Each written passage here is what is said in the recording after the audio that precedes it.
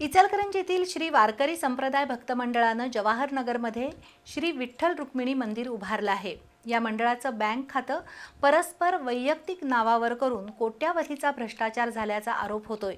या कारभाराची उच्चस्तरीय चौकशी करण्याच्या मागणीसाठी आजपासून मंदिरासमोरच बेमुदत उपोषण सुरू झालंय। या आंदोलनामुळे देवाच्या मंदिरातही भ्रष्टाचार होत असल्याची चर्चा रंगली आहे।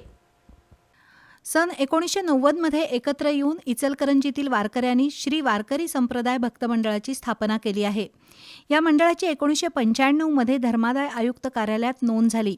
त्यानंतर लोकसहभागातून इचलकरंजीतील जवाहरनगरमध्ये नगरपालिकेच्या खुल्या भूखंडावर श्री विठ्ठल रुक्मिणी मंदिर उभारण्यात आलं। 2023 पर्यंत याच मंडळाच्या माध्यमातून मंदिरातील दैनंदिन पूजा अर्चा, अभिषेक, एकादशीला भजन कीर्तन, हरिपाठ, कार्तिक दिंडी, जगद्गुरू संत तुकाराम महाराज बीजोत्सव, अखंड हरिनाम सप्ताह असे कार्यक्रम साजरे केले जात होते। या मंडळाच्या नावे बँकेत असलेलं खातं बंद करून आबा पोवार यांनी परस्पर दुसऱ्या बँकेत स्वतःच्या नावे बँक खातं काढलं।